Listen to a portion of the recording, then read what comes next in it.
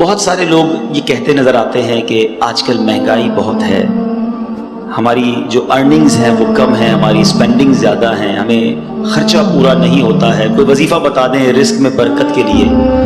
آج میں نے آپ کو وہ وظیفہ بتانا ہے کہ کسی عام آدمی سے نہیں، خود نبی پاک علیہ الصلوۃ والسلام نے ایک صحابی رسول کو یہ وظیفہ بتایا۔ غور سے سنیے، بالخصوص اگر آپ کسی وجہ سے رزق کی تنگی کا شکار ہیں، آپ کو مہنگائی ستا رہی ہے اور آپ کی ارننگز اور اسپینڈنگ میں ڈفرنس ہو گیا ہے۔ نبی پاک علیہ الصلوۃ والسلام کی بارگاہ میں ایک صحابی رسول آئے اور عرض کرتے ہیں، اس حدیث کے راوی ہیں حضرت سہل بن سعد رضی اللہ تعالیٰ۔ آپ کہتے ہیں ایک شخص نبی پاک کی بارگاہ میں حاضر ہوا، اس شخص نے پیارے آقا علیہ الصلوۃ والسلام سے یہ کمپلین کی کہ حضور پیسے پورے نہیں ہو رہے، گھر بڑا ہے، کھانے والے زیادہ ہیں، میری روزی میں تنگی ہے۔ نبی پاک نے اسے رپلائی کیا دیا؟ نبی پاک نے فرمایا جب بھی گھر میں جایا کرو تو گھر میں جا کر سلام کیا کرو، چاہے گھر میں کوئی ہو یا نہ ہو، پہلی بات۔ پھر فرمایا اس کے بعد میری ذات پر، نبی پاک فرماتے مجھ پر درود پڑھا کرو۔ پھر تیسری بات فرمایا پھر ایک بار سورہ اخلاص پڑھ لیا کرو۔ اب میں ریپیٹ کروانا چاہوں گا، جس طرح آپ اپنے اسکول، کالج، یونیورسٹی کا سبق یاد کرتے ہیں، تھوڑا سا اس کو ریوائز کر لیں تاکہ آج یاد ہو جائے۔ 3 باتیں نبی پاک نے فرمائی۔ پہلی بات، گھر جا کر سلام کرنا ہے۔ کیا کریں گے گھر جا کر؟ کوئی ہو یا نہ ہو۔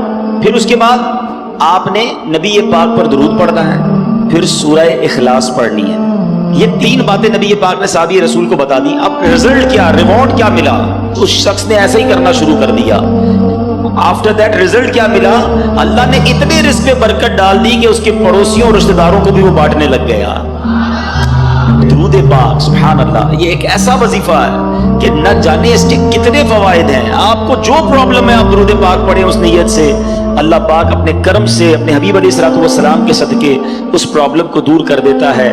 تو براہ کرم اگر میرا کوئی بھائی، میری کوئی بہن، کوئی ویور کسی طرح کی بھی رزق کی تنگی کا شکار ہے، یہ وہ وظیفہ ہے، یہ وہ فارمولا ہے جو خود نبی پاک علیہ الصلوۃ والسلام نے عطا فرمایا۔ جب بھی گھر جائیں سلام کریں، درود پاک پڑھیں، سورہ اخلاص پڑھیں۔ اللہ کریم سے دعا ہے رب کریم ہم سب کے رزق حلال میں برکت عطا فرمائے۔ آج میں جس ٹاپک پر آپ سے اسپیشلی بات کرنا چاہتا ہوں کہ دنیا میں بہت ساری ایسی چیزیں ہیں کہ جس کے لیے میں اسٹرگل کرتے ہیں۔ Why you here to study؟ آپ کیوں آئے ہیں پڑھنے کے لیے؟ آپ کو ایک برائٹ فیوچر چاہیے۔ آپ بہت سارے ہوں گے جو ٹنڈو جام کے رہنے والے نہیں ہوں گے، وہ حیدرآباد سے ہوگا، ہو سکتا ہے سندھ کے دیگر شہروں سے آپ آئے۔ انسان اپنی لائف میں بہت ساری اسٹرگل کرتا ہے and he have no guarantee to take a good future۔ اس کے پاس یہ گارنٹی نہیں ہوتی کہ میں یہ اسٹرگل کروں گا تو بہت اچھا فیوچر ہو جائے گا، بٹ ہی از ٹرائنگ، اور کرنی چاہیے۔ پڑھائی اچھی کروں گا تو اچھی جاب مل جائے گی، جاب مل جائے گی تو اچھے انسینٹیوز مل جائیں گے، میں آگے جا کے اپنی فیملی کو سپورٹ کر سکوں گا۔ لوگ ملک چھوڑ کر دوسرے ملک چلے جاتے ہیں کہ چلو فیملی یاد تو آئے گی، وطن کی یاد بھی ستائے گی، وہ کلچر، وہ آرام بھی نہیں ملے گا، مگر پھر کچھ عرصے کی محنت کے بعد وہ دن آئے گا کہ میں اپنی فیملی کو کوئی اچھا سپورٹ کر سکوں گا۔ اگر یہ سب کچھ جائز طریقے سے ہے تو یہ ٹھیک ہے، رزق حلال کمانا بھی عبادت ہے۔ But what is my topic today؟ میں بتانا کیا چاہتا ہوں کہ ہم دنیا میں اسٹرگل کرتے ہیں کسی چیز کو پانے کے لیے، but we have no guarantee to find these beautiful rewards۔ ہمارے پاس کوئی گارنٹی نہیں ہے کہ ہم اس کو حاصل کر لیں گے، but we are trying to struggle۔ اور بعض اوقات half of life 15-20 سال لگ جاتے ہیں، 25 سال لگ جاتے ہیں جب جا کے ہم اس چیز کو پاتے ہیں۔ آج میں جس بات کی طرف توجہ دلانا چاہتا ہوں کہ دنیا تو مختصر ہے نا، 60 سال، 50 سال، 70 سال، ماں باپ کی دعا لگ گئی تو 100 سال، پھر تو جانا ہی ہے نا۔ آخرت میں وہ کیا چیز ہے جو ایک مسلمان کا مطمع نظر اور الٹیمیٹ گول ہے کہ مجھے وہاں جانا ہے اور وہ حاصل کرنا ہے؟ یقیناً ہر ایمان والا یہ چاہتا ہے کہ میں نے جنت کو حاصل کرنا ہے، کیونکہ مرنے کے بعد 2 ہی آپشن ہے نا، یا تو جنت ہے یا دوزخ ہے۔ دوزخ میں تو کوئی نہیں جانا چاہتا، اللہ ہم سب کو محفوظ فرمائے اور بلا حساب جنت میں داخلہ عطا فرمائے۔ پر کوسچن یہ ہے کہ کیا جنت میں جانے کی کوئی گارنٹی مل سکتی ہے؟ کوئی ایسا عمل ہے، کوئی ایسا پروسیجر ہے کہ میں اس پروسیجر پر عمل کر لوں تو میں ڈیفینیٹلی جنت میں چلا جاؤں؟ دس از دا بگ کوسچن۔ جناب اللہ نے رزق کا وعدہ تو کیا ہے جس کی اسٹرگل میں ہم ساری زندگی گزار دیتے ہیں، مگر اللہ نے جنت کا وعدہ نہیں فرمایا، مغفرت کا وعدہ نہیں فرمایا، ٹھیک ہے نا؟ جنت تو مرنے کے بعد پتہ چلے گا کس کو ملنی ہے کس کو نہیں ملنی ہے۔ آج جو ٹاپک ہے میرا کہ کیا جنت کی گارنٹی مل سکتی ہے؟ جی ہاں، آج میں نے آپ کو انشاءاللہ احادیث کے ذریعے کچھ بتانا ہے کہ جنت کی بھی گارنٹی مل سکتی ہے. And this is not a big deal. We have to do something جو ہم نے اپنی لائف میں کرنا ہے اور ہم جنت انشاءاللہ گارنٹیڈ حاصل کر سکتے ہیں. اور جنت ہے کیا؟ مثال کے طور پہ آپ کو جب تک ریوارڈ ہی نہیں پتا کہ آپ یہ حاصل کر لیں گے اگر یہاں یونیورسٹی سے اس گریڈ میں پاس کر لیں گے تو آپ پڑھتے ہی نا. آپ کو نظر آ رہا ہوتا ہے کہ یار یہاں پہنچوں گا تو یہ مل جائے گا.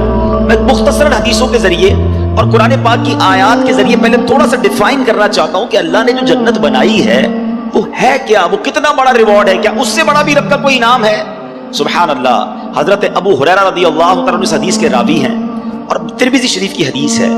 کہتے ہیں حضور ہم نے نبی پاک سے عرض کی یا رسول اللہ صلی اللہ تعالیٰ علیہ وسلم ہمیں جنت اور اس کی تعمیر کے متعلق بتائیے. جنت ہے کیسی, اس کے مکان کیسے ہیں, اس کی تعمیر کیسی ہے؟ The summary of حدیث نبی پاک فرماتے ہیں اس کی ایک اینٹ سونے کی ہے تو ایک اینٹ چاندی کی ہے, اس کا گارا مشک کا ہے اور اس کی کنکریاں موتی اور یاقوت کی ہیں اور اس کی مٹی زعفران کی ہے. There is no, ہم امیجنیشن بھی نہیں کر سکتے کہ وہ کیسی جنت ہے جس کا گارا بھی مشک کا ہے, جس کی مٹی زعفران کی ہے. نبی پاک علیہ الصلوۃ والسلام ایک اور جگہ فرماتے ہیں, مسلم شریف کی حدیث ہے, حضرت ابو ہریرہ رضی اللہ تعالیٰ عنہ حدیث کے راوی ہیں, رسول کریم علیہ الصلوۃ والسلام نے فرمایا اللہ تعالیٰ نے ارشاد فرمایا کہ میں نے اپنے نیک بندوں کے لیے ایسی ایسی نعمتیں تیار کر رکھی ہیں جن کو نہ تو کسی آنکھ نے دیکھا ہے, نہ اس کی خوبیوں کو کسی کان نے سنا ہے اور نہ کسی انسان کے دل پر اس کی ماہیت کا خیال گزرا ہے. اس کا مطلب کیا ہوا؟ آج میں آپ کو کہوں کہ دنیا کا سب سے اچھا گھر کون سا ہے, آپ انٹرنیٹ پہ سرچ کریں گے آپ کو دنیا کا سب سے مہنگا گھر نظر آ جائے گا. You can imagine, you can see the pictures of that beautiful house. میں کہوں گا بتاؤ دنیا کی مہنگی سواری کون سی ہے, آپ جناب کسی کا پرائیویٹ جیٹ نکال کے بتا دیں گے کہ دیکھیں یہ کتنی بڑی سواری, کتنی مہنگی سواری ہے. اچھا خوراک دنیا کی کون سی سب سے اچھی ہے, آپ سرچ کر کے مہنگے سے مہنگے کھانے میرے سامنے رکھ دیں گے کہ جناب اس 5 اسٹار 7 اسٹار ہوٹل کا کھانا دنیا کا سب سے بیسٹ ہے. Because we have to chance to see those pictures. ہم pictures دیکھ سکتے ہیں, ہم امیجن کر سکتے ہیں کہ رب فرماتا ہے حدیث قدسی ہے, نہ کسی آنکھ نے دیکھا, نہ کسی کان نے سنا, نہ کسی ذہن کا خیال پہنچا, ہماری امیجنیشن سے بھی بیونڈ, ہم سوچ بھی نہیں سکتے. اللہ نے وہ جنت میں نعمتیں تیار کر رکھی ہیں, تو پھر کیوں نہ جنت کی تیاری کی جائے, پھر کیوں نہ جنت کے لیے اسٹرگل کیا جائے. اب سوال یہ پیدا ہوتا ہے کہ جناب ہم یونیورسٹی سے فارغ تو ہو جائیں گے, بڑی ڈگری حاصل کر لیں گے, مگر جس پوسٹ پر جانا ہے وہاں 4 ہی پوسٹ اویلیبل ہیں, 400 سٹوڈنٹ میں سے 4 کو سیٹ ملے گی. کیا جنت بھی ایسا ہی ہے کہ ہم ساری کوشش کر لیں, بلکہ دنیا کے سارے مسلمان کوشش کر لیں, تو کیا سلیکٹڈ سیٹس ہیں جنت میں؟ جگہ تھوڑی تو نہیں, اربوں مسلمان ہیں, کون جنت میں جائے گا؟ سبحان اللہ. سنو میرے رب کی جنت کتنی بڑی ہے. ترمذی شریف کی حدیث ہے, نبی پاک فرماتے ہیں کہ جنت میں 100 منزلیں ہیں اور ان میں سے ہر 2 منزلوں کے درمیان اتنا فاصلہ ہے جتنا زمین اور آسمان کے درمیان فاصلہ ہے. میرے رب کی جنت بہت بڑی ہے, اس کی جنت بڑی وسیع ہے. اب سنو, یہاں دنیا میں کوئی مہنگا لباس پہن لے ہم ڈی مورلائز ہو جاتے ہیں, مگر جنتیوں کا لباس کیا ہوگا؟ قرآن کہتا ہے وہ اس میں سونے کے کنگن پہنائے جائیں گے اور سبز کپڑے قریب اور کنادیس کے پہنیں گے. جنتیوں کو جنتی لباس پہنایا جائے گا. سنو, جنتیوں کی عمریں کتنی ہوں گی؟ ہو سکتا ہے دنیا سے کوئی 70-80 سال کی عمر میں جائے, کوئی 55 میں چلا جائے. حدیث پاک کا مضمون ہے کہ اہل جنت سے کوئی چھوٹا یا بوڑھا مر جائے گا تو اسے جنت میں 30 سال کا بنا دیا جائے گا. سارے جنتی جو ہیں وہ 30 سال کے ہوں گے. سبحان اللہ. اب جنتیوں کا کھانا کیا ہوگا؟ قرآن کہتا ہے وَفَاكِهَةٍ مِّمَّا يَتَخَيَّرُونَ وَلَحْمِ طَيْرٍ مِّمَّا يَشْتَهُونَ, اور میوے جو پسند کریں اور پرندوں کا گوشت جو چاہیں. سبحان اللہ. نبی پاک علیہ الصلوۃ والسلام فرماتے ہیں جنتیوں میں جو سب سے نچلے درجے کا جنتی ہوگا, لوئسٹ گریڈ یا کیٹیگری کا جنتی ہوگا, اس کے ساتھ 10,000 خادم کھڑے ہوں گے. سب کے ہاتھ میں 2 پیالے ہوں گے, دونوں پیالوں میں ایک سونے کا ہوگا, ایک چاندی کا ہوگا. ہر پیالے میں کھانے کی ایسی قسم ہوگی جو دوسرے میں نہ ہوگی. وہ آخر سے بھی ایسے ہی کھائے گا جیسے شروع میں کھائے گا. اس کو اس طرح سمجھیے, آپ کو بھوک لگی ہو اور بریانی آپ کو بڑی پسند ہو, آپ بریانی کا پہلی پلیٹ کھائیں گے بہت شوق سے, بڑی رغبت سے کھائیں گے. اگر دوسرا کھائیں گے تو اب پیٹ بھر چکا ہوگا, اتنی لذت نہیں آئے گی. فرمایا جنت میں بندہ جتنا کھائے گا اس کی لذت میں کمی نہ ہوگی. ہر نوالا پہلے نوالے جیسا ٹیسٹ دے رہا رہا ہوگا. سبحان اللہ. اسی طرح جنتیوں کا مشروع کیا ہوگا؟ رب کا کلام فرماتا ہے یطوف علیہم ولدان مخلدون باکواب واباریک وکأس من معین لا یصدعون عنہا ولا ينزفون. قرآن فرماتا ہے ان کے لیے گرد پھریں گے ہمیشہ رہنے والے لڑکے، کوزے اور آفتابے اور جام، اور آنکھوں کے سامنے بہتی شراب کہ اس سے نہ ان کے سر میں درد ہو اور نہ ہوش میں فرق آئے. ایسی پاکیزہ شراب ہوگی جو مدہوش کرنے والی نہیں ہوگی. اے دنیا کی گندی شراب پینے والوں، اے دنیا کے حرام کھانے والوں، اے دنیا کی حرام روزی کما کر اپنے مہنگے لباس خریدنے والوں، تھوڑا صبر کر لو، حرام سے بچا لو. اللہ نے جنتیوں کے لیے جنتی لباس، جنتی کھانے اور پاک شراب تیار کر رکھی ہے. اور سنیے، آج بڑا عجیب کلچر ہو گیا ہے، مجھے بولتے ہوئے بھی اچھا نہیں لگ رہا، مگر چونکہ ینگسٹرز بیٹھے ہیں اور شیطان زیادہ حملہ آور ہوتا ہے. آج مرد و عورت کے جو معاملات ہیں، آج جس طرح بے پردگی اور بے حیائی بڑھتی جا رہی ہے، آج اپنے نفس کے لیے حرام کی طرف جو لوگ جا رہے ہیں، خدا کے واسطے حرام عورتوں کی طرف، برے کاموں کی طرف، بے حیائی کی طرف نہ جاؤ. اللہ تبارک و تعالیٰ نے جنت میں حوریں تیار کر رکھی ہیں، اور وہ حوریں ایسی ہیں کہ دنیا میں کوئی اس کا مماثل اور کوئی اس کا مقابل نہیں ہے. نبی پاک علیہ الصلوۃ والسلام فرماتے ہیں اگر کوئی جنتی حور زمین کی طرف جھانکے تو آسمان سے زمین تک روشن ہو جائے، اور ساری فضا زمین سے آسمان تک خوشبو سے معطر ہو جائے، اور اس کے سر کی اوڑھنی جو جنتی حور دوپٹہ پہنتی ہے وہ دنیا و ما فیہا جو کچھ ہے ان سب سے بہتر ہے. یہ میں نے ایک چھوٹا سا بڑا بریف انٹروڈکشن آپ کو جنت کا دیا ہے. خدا کی قسم اگر جنت کی باتیں پڑھیں، جنت کے بارے میں ڈیٹیل سے سنیں تو ابھی بندے کا جی چاہتا ہے پھر اس دنیا میں کیا رکھا ہے. اے اللہ ایمان اور عافیت کے ساتھ مدینے والی موت دے دے اور اپنی جنت میں جلدی ہمیں بلا حساب داخلہ عطا فرما دے. تو بہرحال یہ ہے وہ جنت. اب آتے ہیں what is the guarantee to enter in paradise? Is there any formula to get in paradise? کوئی طریقہ ہے کہ ہم جنت میں گارنٹی چلے جائیں؟ جی ہاں، گارنٹی دینے والی ذات کون ہے؟ وہ ذات ہے جس کو رب نے اپنے خزانوں کا مالک بنایا ہے. اللہ کے حبیب جناب رحمت للعالمین صلی اللہ تعالی علیہ وسلم کی اب میں نے آپ کو حدیث سنانی ہے، اور یہ حدیث بخاری شریف کی حدیث ہے. نبی پاک فرماتے ہیں، حدیث پاک کا مضمون سمری آف حدیث، جو مجھے دو چیزوں کی گارنٹی دے دے میں اسے جنت کی گارنٹی دیتا ہوں. اس کا مطلب کیا ہوا؟ there is no big list، کوئی بہت بڑی لسٹ نہیں ہے. اے اسٹوڈنٹس، مجھے سننے والے جتنے لوگ سن رہے ہیں، دو چیزوں کی گارنٹی مانگی ہے نبی پاک نے. If anybody give me guarantee for two things، میں اسے جنت کی گارنٹی دیتا ہوں. وہ دو چیزیں کیا ہیں؟ میرے آقا فرماتے ہیں مجھے دو جبڑوں کے درمیان والی چیز اور دو ٹانگوں کے درمیان والی چیز کی جو کوئی گارنٹی دے دے میں اسے جنت کی ضمانت دیتا ہوں. زبان اور پرائیویٹ پارٹ، شرمگاہ، جو کوئی ان دونوں چیزوں کا صحیح استعمال کرے، حلال طریقے سے استعمال کر لے، it's not a big deal. یقیناً مشکل ہے مگر کوئی لمبی لسٹ نہیں ہے. اگر ہم اس پر کانشیس ہو جائیں، پلان کر لیں، آج سے اپنے اوپر لازم کر لیں کہ میں نے اپنی زبان اور اپنی شرمگاہ کی حفاظت کرنی ہے. سبحان اللہ. نبی پاک اللہ کے حبیب ہیں، وعدہ فرما رہے ہیں کہ میں اسے جنت کی ضمانت دیتا ہوں. میرا یہ موضوع نہیں ہے مگر کچھ شاکان رسول کے لیے ایک بڑا خوبصورت نقطہ پیش کر کے آگے چلتا ہوں کہ گارنٹی کون دے سکتا ہے؟ اس کا مطلب وہی گارنٹی دے سکتا ہے جس کے پاس اتھارٹی ہو. یہ ذرا غور کرنے والی بات ہے. گارنٹی وہی دے سکتا ہے آپ کو، آپ کے اس کالج میں داخلے کی گارنٹی وہ دے سکتا ہے جس کے پاس یہ اتھارٹی ہو کہ وہ سائن کر دے تو پھر اس کے اوپر کوئی کلیم نہیں کر سکتا. اس کا کہنا آخر ہوگا اللہ اکبر. اللہ نے اپنے حبیب کو یہ پاور، یہ اتھارٹی دی ہے کہ رسول اللہ جس کے بارے میں فرما دے رب اسے جنت میں داخل فرما دے گا. اللہ نے اپنے حبیب کو یہ اتھارٹی دی ہے. سبحان اللہ. ایسے ہی کوئی نہیں کہہ سکتا کہ میں گارنٹی دیتا ہوں. تو نبی پاک کا یہ فرمانا اس بات پر دلالت کرتا ہے کہ اللہ نے اپنے حبیب کو کیسے کیسے اختیارات سے نوازا تھا. اب آتے ہیں دو چیزوں کی بات ہوئی، اور میں اپنے اس پورے ٹاپک کو ان دونوں چیزوں کے گرد رکھوں گا کہ ہم نے اپنی زبان کیسے استعمال کرنی ہے اور اپنے آپ کو، اپنے پرائیویٹ پارٹس کو، اپنے آپ کو حرام کاری اور بدکاری سے کیسے بچانا ہے. یہ کتنے بڑے گناہ ہیں. زبان کیا ہے ذرا سمجھیے گا. نبی پاک علیہ الصلوۃ والسلام کی ایک حدیث سنیے گا تاکہ آپ کو اندازہ ہو کہ زبان کتنی اہمیت کی حامل ہے. حضرت سیدنا ابو سعید خدری رضی اللہ تعالیٰ عنہ حدیث کے راوی ہیں کہ نبی کریم علیہ الصلوۃ والسلام نے فرمایا جب آدمی صبح کرتا ہے تو اس کے جسم کے تمام پارٹس آف دا باڈی زبان سے کیا کہتے ہیں؟ ہمارے ہر پارٹ آف دا باڈی، ہاتھ، آنکھیں، کان، پیر، زبان سے کچھ کہتے ہیں. حدیث پاک ہے every part of the body کیا کہتا ہے زبان سے؟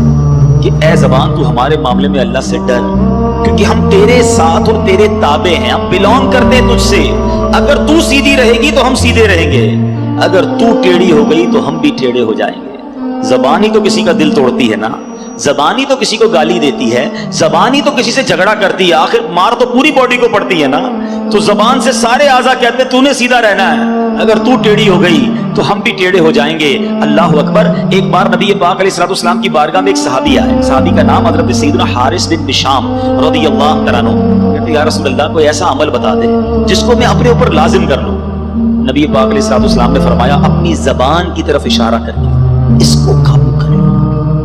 آپ سوچئے میرے آقا علیہ الصلوۃ والسلام کے نزدیک زبان کی کتنی امپورٹنس تھی، اور یہ زبان بندے کو کہاں پہنچا سکتی ہے؟ جنت میں پہنچا سکتی ہے، اور یہی زبان بندے کو دوزخ میں پہنچا سکتی ہے۔ Please try to understand the importance of tongue. یہ زبان کدھر بندے کو پھنسوا سکتی ہے۔ یہ حدیث ذرا سنیے گا، ترمذی کی حدیث، حضرت سیدنا بلال بن حارث رضی اللہ عنہ راوی ہیں، کتنے پیارے آقا علیہ الصلوۃ والسلام فرماتے ہیں بندہ زبان سے بھلائی کا ایک کلمہ نکالتا ہے، ایک جملہ بھلائی کا نکالتا ہے، حالانکہ وہ اس کی قدر و قیمت نہیں جانتا، اس کے باعث اللہ تعالیٰ اس کے لیے اپنی رضامندی لکھ دیتا ہے۔ زندگی میں کوئی ایسا اچھا جملہ نکل جاتا ہے کہ اللہ اس سے اتنا راضی ہو جاتا ہے کہ سبحان اللہ اس کے لیے رضامندی لکھ دیتا ہے۔ آقا آگے حدیث میں فرماتے ہیں اور بے شک ایک بندہ اپنی زبان سے ایک برا کلمہ نکالتا ہے اور وہ اس کی حقیقت نہیں جانتا، اللہ عز و جل اس کی بنا پر اس کے لیے قیامت تک کے لیے اپنی ناراضگی لکھ دیتا ہے۔ آج بولتے ہوئے سوچتا کون ہے کہ میں کیا بول رہا ہوں، کیسے بول رہا ہوں؟ جو منہ میں آیا وہ بولنا ہے، جیسے آیا ویسے بولنا ہے۔ یہ سوچنا ہی نہیں کہ میرا یہ جملہ میرے ایمان پر کیا امپیکٹ کرے گا، میرے دین میرے عقیدے پر کیا امپیکٹ کرے گا، اللہ رسول کی کہیں اس پہ گستاخی تو نہیں ہو جائے گی، کہیں ضروریات دین کا کوئی انکار تو نہیں ہو جائے گا، کہیں سامنے والے مسلمان کا دل تو نہیں ٹوٹ جائے گا، کہیں کسی کو تکلیف تو نہیں پہنچ جائے گی۔ نہیں جناب، میری زبان ہے، میں جو چاہے وہ۔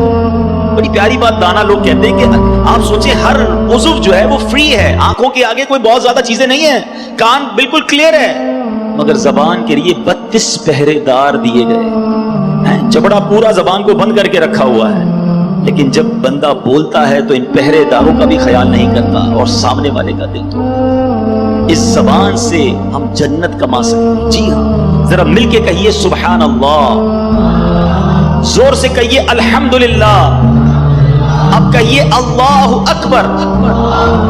بڑے کیلکولیٹڈ لوگ بیٹھے ہیں، پڑھے لکھے لوگ بیٹھے ہیں، میں آپ سے پوچھتا ہوں کتنی دیر لگی یہ 3 سینٹنس کہنے میں؟ آپ کو لیس دین 30 سیکنڈز، آئی ہوپ 15 سیکنڈز لگے ہوں گے، ٹھیک ہے نا؟ میں آپ سے سوال کرتا ہوں ود ان 15 سیکنڈز اس دنیا میں آپ کیا ارن کر سکتے ہیں، کتنا کما سکتے ہیں؟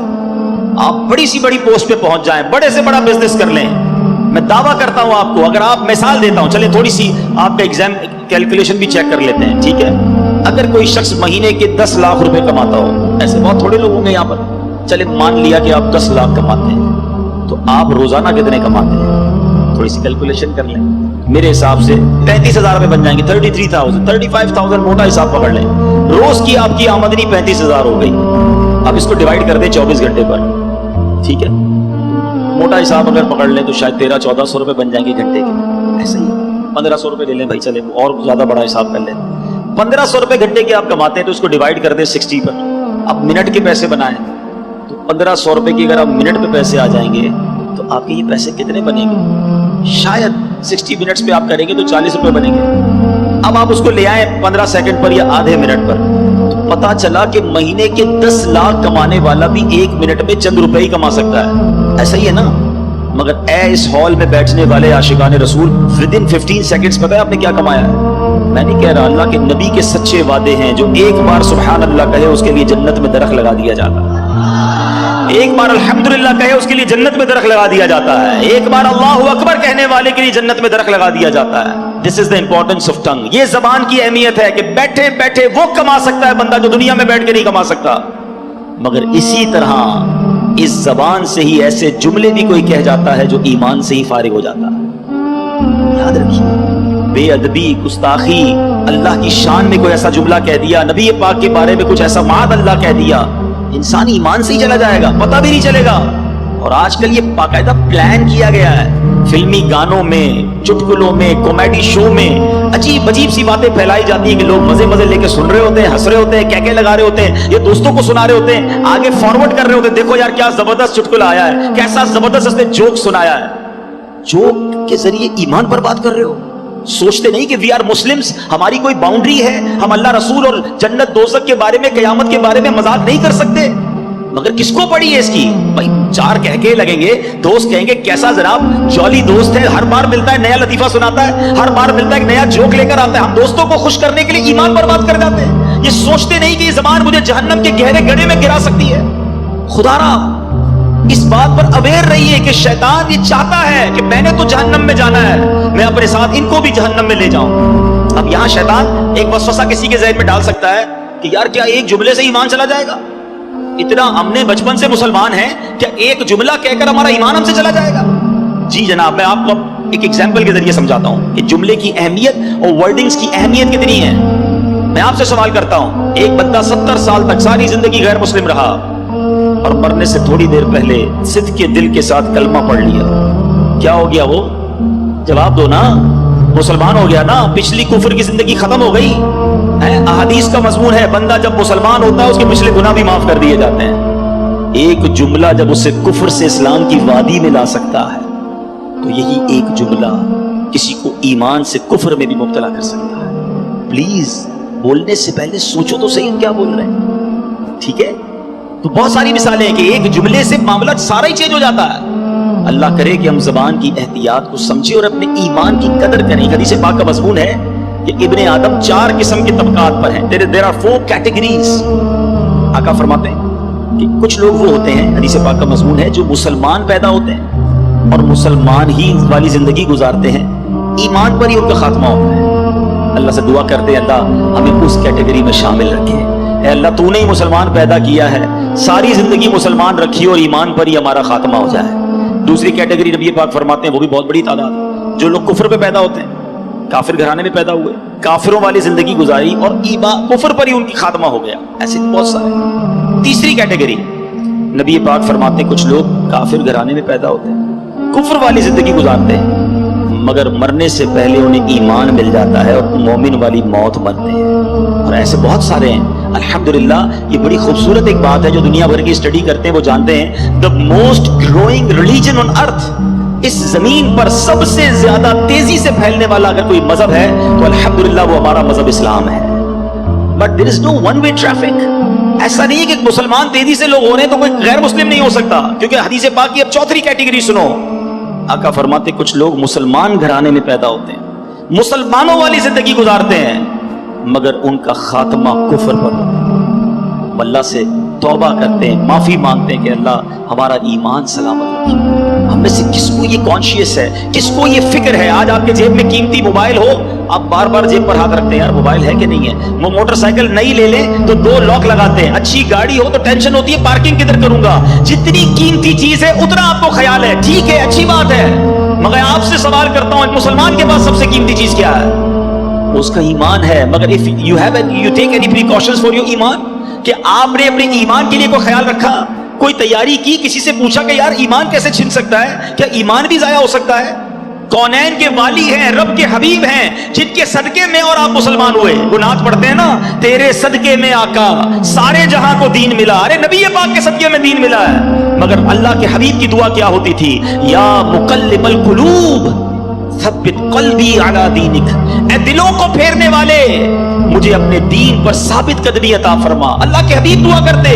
ہم میں سے کون ایمان کے لیے دعا کرتا ہے؟ سوچو، ایمان کا احساس کرو، اور یہ ایمان زبان کی بے احتیاطی سے جا سکتا ہے۔ بالکل اسی طرح زبان کا ایک اور بڑا رانگ استعمال، بڑا غلط استعمال، وہ ہے جھوٹ بولنا۔ ینگسٹرز بیٹھے ہیں، آج بات بات پر لوگ جھوٹ بولتے ہیں۔ پہلے کے زمانے میں ہم سنتے تھے کہ یار لوگ کبھی کبھی جھوٹ بولتے ہیں، آج تو ایسا لگتا ہے لوگ کبھی کبھی سچ بولتے ہیں۔ ہر بات میں جھوٹ بولنا ہے۔ آپ آج اسکول اور یونیورسٹی کیوں نہیں آئے؟ گھر میں فلاں بیمار تھا۔ اچھا اب کیوں نہیں آئے؟ تو وہ میں بیمار تھا۔ اب کیا ہوا؟ فلاں کا انتقال ہو گیا۔ آپ جھوٹ بول کر اپنے آپ کو بچا تو لوگے، اللہ کی بارگاہ میں کیا جواب دو گے؟ غور کریں، جھوٹا جو ہے نا ہمیشہ مضطرب رہتا ہے. یاد رکھیں، کچھ لوگ کہتے ہیں میں سکون نہیں ملتا.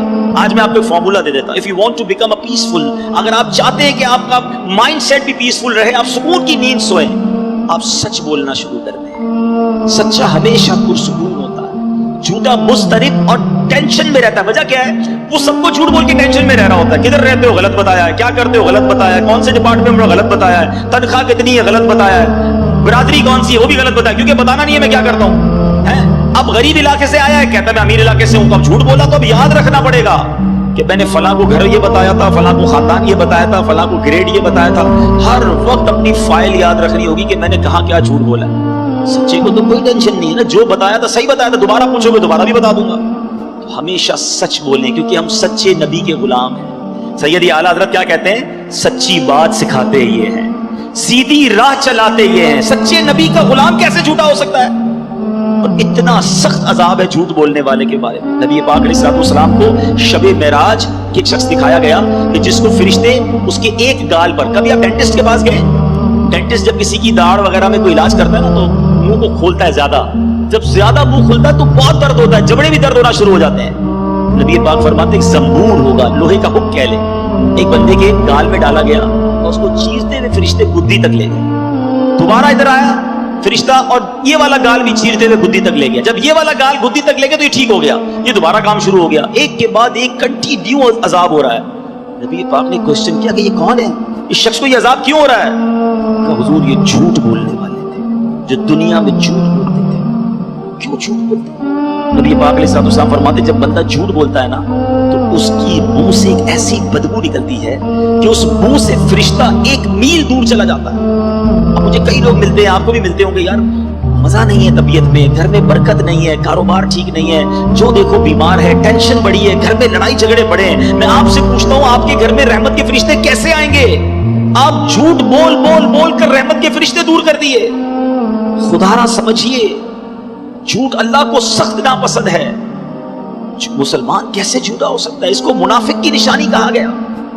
تو اپنی زبان سے اگر جنت حاصل کرنی ہے تو اس زبان کو جھوٹ سے بچانا ہو. اور اسی جھوٹ کا ایک اور عجیب و غریب کانسیپٹ اب کیا آ گیا ہے کہ اب جوکس بنانے، جب سے سوشل میڈیا آیا ہے ہماری نوجوان نسل کو تو پاگل کر کے رکھ دیا ہے. سارا ٹائم ہمارا جناب سوشل میڈیا میں جا رہا ہے. اب کیا ہو گیا، میرے وہ بھائی جو اب پتہ نہیں وہ ٹک ٹاک بناتے ہیں، اب پرینک کا زمانہ آ گیا کہ جناب کسی کے ساتھ پرینک کریں گے، تھوڑا مزہ آئے گا، اس کو ستائیں گے، اس کے ساتھ کوئی ایسا جھوٹ بولیں گے. پہلے تو اپریل فول پر جھوٹ بولتے تھے، اب اس کو کنڈیم کرتے تھے. اب تو پورا سال ہی فول ہے بھائی. جس کو دیکھو نیا پرینک بنانا ہے. کیا بنانا ہے؟ فلاں کو کہیں گے تیری ماں بیمار ہو گئی، فلاں کو کہیں گے یہ مسئلہ ہو گیا، اس کے سامنے کوئی ایسی بات کریں گے جس سے وہ پریشان ہو جائے، اس کی ویڈیو بنائیں گے. استغفر اللہ. سوچئے آپ گناہ کی بھی ویڈیو بنا رہے ہیں اپنی کچھ چھوٹی سی ویڈیو کے لیے. جو ٹک ٹاک بناتے ہیں، جو ویڈیوز بناتے ہیں اور چاہتے ہیں میرے کچھ لائکس آ جائیں، میں ذرا تھوڑا سا پاپولر ہو جاؤں، یہ چند لائکس تمہیں مروا نہ دیں. آپ گناہ کی گواہی چھوڑ رہے ہیں. سوچو ایک گناہ وہ تھا رات کے اندھیرے میں بندے نے کیا، اللہ جانتا ہے، وہ جانتا ہے، اور توبہ کر لے اللہ سے، وہ کریم ہے، معاف کر دے گا. مگر آپ اپنا گناہ کر کے ویڈیو پہ چھوڑ کے جا رہے ہیں. میں مر بھی جاؤں تب بھی لوگ دیکھتے رہیں اور مجھے قبر میں بھی گناہ ملتا رہے. سوچیے کیا کر رہے ہیں، یہ شیطان کدھر لے جا رہا ہے آپ کو ویڈیو بنانی ہے، سبحان اللہ، کوئی نیکی کی بات کر کے ویڈیو چھوڑ دیں، لاکھوں لوگ دیکھیں، اللہ کرے اور آپ کو روز ثواب ملتا رہے. میں دنیا میں نہ رہوں، لوگ میرا بیان سنیں، لوگ میری بات سنیں اور اللہ کرے عمل کرتے رہے اور مجھے قبر میں بھی ثواب کا تحفہ ملتا رہے. وہ لوگ جو ثواب جاریہ والی زندگی گزارتے ہیں اللہ انہیں مبارک کرے. مگر سوچے وہ شخص کہ وہ ایسا گناہ کر کے جا رہا ہے کہ خود دنیا میں نہ رہے، وہ گناہ باقی رہے گا، اس پر لوگ عمل کرتے رہیں گے اور ایسا نہ ہو تمہیں قبر میں بھی عذاب ملتا رہے. خدا را یہ کدھر جا رہے ہیں ہم لوگ؟ یہ کون سی دنیا کی طرف ہم چلے گئے؟ چند لائکس کے لیے جناب میرے ویوز بڑھ جائیں، مجھے تھوڑے سے یوٹیوب یا فلاں سوشل میڈیا سے پیسے مل جائیں گے. حرام، جہنم میں لے جانے والا کام ہے. یہ جو لوگوں کو ستانے کے لیے جھوٹ بولتے ہیں نا، چند دوست مل کر کسی کی فلم چڑھاتے ہیں کہ چلو یار ذرا مل کے مزہ لیتے ہیں. یاد رکھو حدیث پاک کا مضمون ہے. میں آپ کو خدا کی قسم ایسی حدیث سنانے جا رہا ہوں کہ جتنی بار سنانا آپ کہتے ہیں تو مذاق میں کر رہے ہیں. ارے اسلام تو وہ ہے جو آنکھ کے ذریعے بھی تکلیف دینے کا منع کرتا ہے. حدیث پاک سناتا ہوں. نبی پاک فرماتے ہیں کسی مسلمان کے لیے جائز نہیں کہ دوسرے مسلمان کی طرف آنکھ سے ایسے اشارہ کرے کہ جس سے اسے تکلیف پہنچے. آنکھ بھی ایسے غصے کی نظر سے بھی نہیں دیکھنا کہ وہ ڈر جائے. ادھر تو گالیاں دیتے ہیں، ہاتھا پائی کرتے ہیں, چھوٹی چھوٹی بات پر لڑائی کرتے ہیں, بتاؤں گا میں کون ہوں, پتہ نہیں میں کتنا سینئر طالب علم ہوں, پتہ نہیں میرا کیا عہدہ ہے, میں کس خاندان سے تعلق رکھتا ہوں, میرے پیچھے کون ہے تجھے معلوم نہیں, میرے تعلق کدھر تک ہے. ارے ٹھیک ہے تم آج پاورفل ہو, کوئی تمہارا بگاڑ نہیں سکتا, جو منہ میں آتا ہے تم کہتے ہو, جیسا آتا ہے ظلم کرتے ہو, مگر یاد رکھنا قیامت کا دن ہوگا, مظلوم کا ہاتھ ہوگا اور ظالم کا گریبان ہوگا, اللہ تعالیٰ مظلوم کے ساتھ ہوگا. یہاں جو کرنا ہے کر لو, رب کی بارگاہ میں تمہاری نہیں چلے گی, اور ادھر پیسے دے کر جان نہیں چھوٹے گی, ادھر نیکیاں دینی پڑیں گی. تم نے نمازیں پڑھی ہوگی, تمہاری نمازیں کوئی لے جائے گا, تمہارے روزے کوئی لے جائے گا, اور اگر عبادتیں نہ ہوئی تو سامنے والے کے گناہ تمہارے سر ڈالے جائیں گے. وہ حدیث تو بچپن سے سنی ہے نا کہ مسلمان وہ ہے, حدیث پاک کا مضمون ہے, جس کی زبان ہاتھ سے دوسرا مسلمان محفوظ رہے. مگر بتاؤ نا جب ہم سے کون محفوظ ہے؟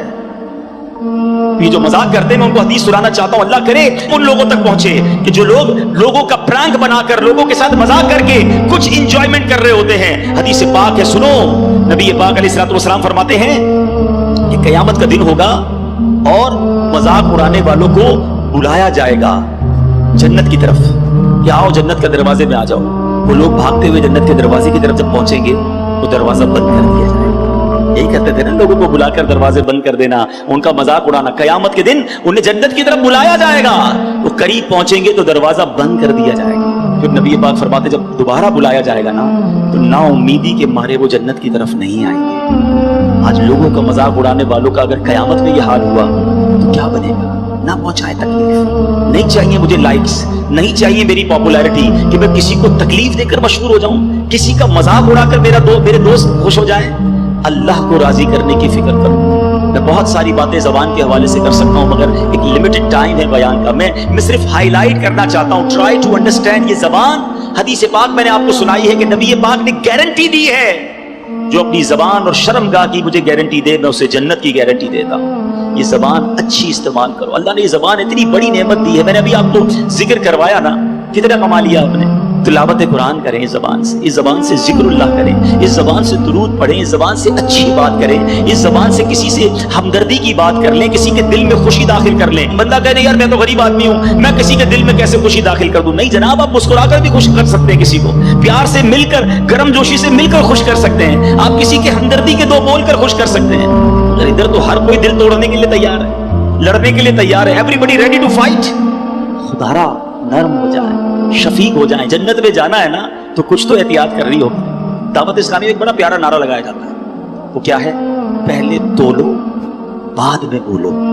ہم بول کے تول رہے ہوتے ہیں, یار کیا بول دیا پتہ نہیں کیا ہوگا, اب استاد صاحب تو ناراض ہو جائیں گے, لگتا ہے پروفیسر صاحب بالکل ناراض ہو جائیں گے, لگتا ہے فلاں رشتہ دار تو میرے سے بالکل مخالف ہو جائے گا, ارے وہ پارٹنر تو لگتا ہے پارٹنرشپ ختم ہی کر دے گا, میں نے پتہ نہیں کیا بول دیا. بھائی بولنے سے پہلے سوچنا تھا نا, بولنے کے بعد پچھتا رہے. اللہ کرے کہ زبان کا صحیح استعمال, اس زبان سے غیبت نہ کریں, اس زبان سے دل آزاری نہ کریں, اس زبان سے فحش باتیں نہ کریں, گندی باتیں نہ کریں. اس زبان کو اچھے استعمال میں لائیں, انشاءاللہ یہی زبان آپ کو جنت میں پہنچا دے گی.